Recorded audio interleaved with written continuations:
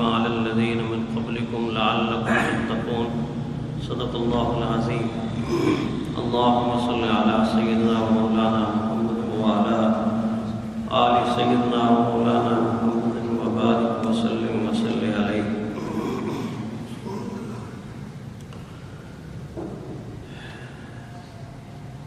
اہل ایمان کو قرآن حکیم میں بہت ساری نیکیوں کا اور عبادات کا حکم اللہ تعالیٰ نے ایمان کی نسبت سے خطاب کرتے ہوئے دیا ہے. یہ بہت بڑی خوبصورت اور پیاری نسبت ہے جس میں اللہ تعالیٰ کا اپنے بندے سے اور بندوں میں سے پھر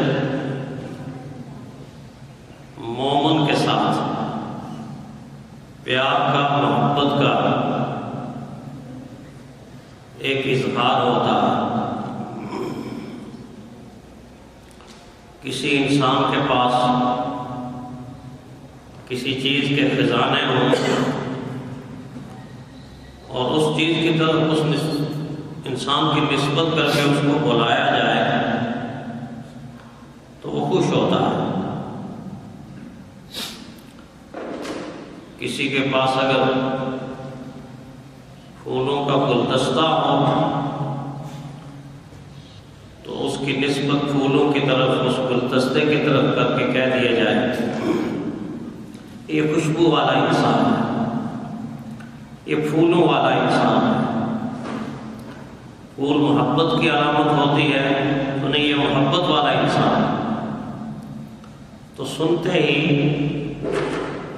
جس کی طرف یہ نسبت کی جائے گی اس کے دل میں راحت آئے گی, اس کے مزاج میں خوشی کی ایک لہر دوڑے گی کہ میرے لیے کسی نے ایک اچھے الفاظ استعمال کیے. سارے کے سارے اچھے الفاظ ایک طرف, لیکن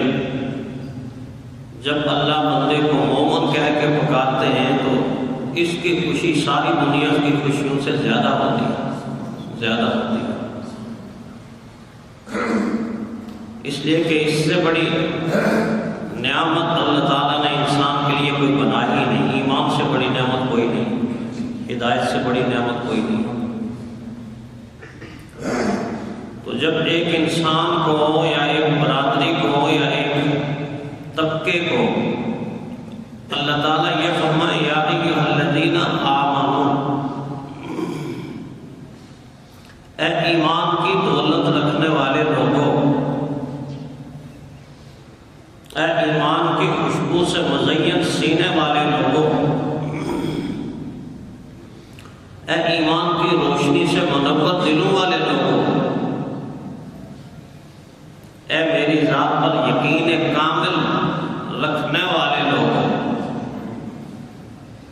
اے مجھ سے اور میرے حبیب سے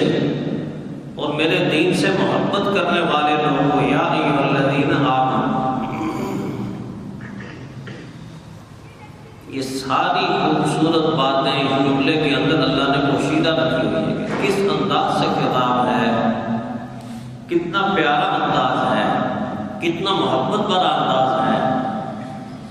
کتنا اپنائیت والا انداز ہے. اللہ تعالیٰ اہل ایمان کو مخاطب کر رہے ہیں اور مخاطب کر کے بہت ساری عبادات کا حکم فرمایا. اور اس آیت میں جس عبادت کا حکم فرمایا وہ اللہ تعالیٰ کو اپنی پسندیدہ عبادات میں سے بہت زیادہ پسند ہے, بہت زیادہ پسند ہے. جس طرح ہمیں بہت ساری چیزیں پسند ہوتی ہیں, یہ چیز بھی پسند ہے, یہ چیز بھی پسند ہے, یہ چیز بھی پسند ہے, تو کبھی کوئی سوال کر دے کہ سب سے زیادہ پسندیدہ چیز کیا ہے تو پھر ساری چیزوں کے نام نہیں لیتے. حالانکہ بیسیوں چیزیں ہمیں پسند ہیں, سینکڑوں چیزیں ہمیں پسند ہیں, بلکہ اس سے بھی زیادہ ہزاروں چیزیں ہم پسند کرتے ہیں، چاہتے ہیں، دیکھتے ہیں، اچھی لگتی ہیں، لیکن جب کوئی سوال کرے گا کہ سب سے زیادہ پسندیدہ کون سی چیز ہے، تو ہم ان چیزوں میں سے انتخاب کر کے بتائیں سب سے زیادہ پسند ہو جائیے، اپنی پسند بتائیں، وہ کھانے میں ہو، وہ پینے میں ہو، وہ پہننے میں ہو، وہ رہنے سہنے کی اشیاء میں ہو۔ اسی طرح اللہ تعالیٰ کو مومن کی ساری عبادات ہی پسند ہے، ساری عبادات ہی پسند ہے، لیکن بعض عبادات کے بارے میں اپنے حبیب پیارے پیغمبر صلی اللہ علیہ وسلم سے فرمایا، یہ کہہ دیں آپ مومنوں سے کہ یہ عبادت اللہ کو بڑی پسند ہے، اتنی پسند ہے، اتنی پسند ہے کہ اللہ نے اس عبادت کے کرنے والے کے لیے یہ تک فرما دیا کہ ساری عبادات کا اجر میں فرشتوں کے لکھے ہوئے ریکارڈ کے مطابق ان کے ہاتھوں سے دوں گا، لیکن جب روزے کی باری آئے گی تو اللہ فرماتے ہیں میں اپنے دست قدرت سے اجر دوں گا۔ الصوم لی وانا اجزی، روزہ میرے لیے ہے، میرے لیے ہے، میں روزے دار کو اس کا اجر اپنی شان کے مطابق خود دوں گا۔ حالانکہ باقی ساری عبادات کا اجر بھی اللہ ہی دیں گے، اجر تو اللہ ہی دیتے ہیں، ثواب تو اللہ ہی دیتے ہیں، مرتبہ مقام تو اللہ ہی دیتے ہیں، آخرت کی عزت، دنیا کی رفعت اور بلندی، یہ ساری چیزیں اللہ ہی دیتے ہیں، لیکن یہاں منتخب کر کے فرمایا کہ اے میرے حبیب اپنی امت کو بتا دیں یہ بات۔ رحمت عالم صلی اللہ علیہ وسلم نے اپنی امت کو یہ بتائی کہ اللہ تعالیٰ یہ فرما رہے ہیں روزہ میرے لیے ہے، میں اس کا اجر تمہیں دوں گا۔ اتنی زیادہ پسندیدہ عبادت، اتنی زیادہ پسندیدہ عبادت، آغاز اور ابتدا یا ایھا الذین آمنوا، اے وہ لوگوں جو ایمان کی دولت سے مالا مال ہو چکے ہو، تمہیں ایک اور دولت کی طرف گامزن کیا جا رہا ہے، تمہاری توجہ کروائی جا رہی ہے، تمہیں اس طرف متوجہ کیا جا رہا ہے، کتب علیکم الصیام۔ فقہا لکھتے ہیں کہ کس انداز سے ذہن سازی کی جا رہی ہے اہل ایمان کی، یہ نہ سمجھنا کہ بس یہ عبادت ویسے ہی ہمیں کہہ دی گئی، کہہ نہیں دی گئی، کتبہ یہ لکھ دی گئی، یہ فرض کر دی گئی، تمہارے لیے ضروری قرار دے دی گئی، تم پر روزے کی عبادت ضروری قرار دی، اور فوراً انسانی ذہن کے مطابق، انسانی سائیکی کے مطابق، انسانی سوچ کے مطابق کہ کہیں انسان یہ نہ کہے کہ اللہ جی بہت زیادہ مشقت والی عبادت ہے، بڑی مشکل عبادت ہے۔ اللہ تعالیٰ نے اگلا جملہ استعمال کر کے انسانی ذہن کو اس طرح متوجہ کر دیا کہ نہیں، مشکل نہیں ہے، مشکل وہ ہوتی ہے جو کوئی کروڑوں میں ایک آدمی کرے اور باقی کہیں یار یہ کیسے اس نے کر لیا، یہ کیسے اس نے کر لیا، باقی دیکھنے والے بڑے ہیں یار بڑا مشکل کام، بہت مشکل کام ہے، بہت مشکل کام ہے، ہم تو ایسا نہیں کر سکتے، ہم تو ایسا سوچ بھی نہیں سکتے، تصور بھی نہیں کر سکتے، کتنا بڑا اس نے کام کر دیا۔ پیراشوٹ کے ذریعے سے جب پائلٹ جہاز سے ان لوگوں کو کہ جن کی تربیت کی جا چکی ہوتی ہے، کئی 100 فٹ کی بلندی سے جب ان کو جہاز سے گراتا ہے تو وہ آہستہ آہستہ چھتری جب کھلتی ہے اور کلابازیاں کھاتے کھاتے کھاتے آرام سے زمین پر اتر جاتے ہیں، تو کام تو بڑا مشکل ہے۔ باقی دیکھنے والے اسٹیڈیم میں اگر موجود ہیں یا کہیں پر موجود ہیں تو وہ دیکھتے دیکھتے یہ ضرور سوچتے یار بہت مشکل کام، کہ مشکل کام، اس میں کوئی شک تو نہیں، ہر آدمی تو نہیں کر سکتا، لیکن جس کام کو ہزاروں لوگ کر رہے ہوں، لاکھوں لوگ کر رہے ہوں، کروڑوں لوگ کر رہے ہوں، ہر دوسرا تیسرا انسان کر رہا ہو، ماضی کے اندر کر رہے ہوں، حال کے اندر کر رہے ہوں، وہ کام پھر مشکل نہیں رہتا، وہ کام بن جاتی ہے روٹین، وہ کام بن جاتی ہے عادت۔ اللہ جل شانہ اسی انداز سے سمجھانا چاہتے ہیں کہ اگر یہ مشکل کام ہوتا تو ماضی کے اندر جتنی امتیں گزری ہیں آدم علیہ السلام سے لے کر پیارے پیغمبر صلی اللہ علیہ وسلم تک، ساری کی ساری امتیں یہ کام کر کے چلی گئی ہیں۔ اگر یہ مشکل ہوتا تو ان میں سے کوئی کہتا کہ مشکل ہے۔ کما کتب علی الذین من قبلکم، دیکھو یہ روزہ صرف تمہارے ہی لیے ہم نے فرض نہیں کیا،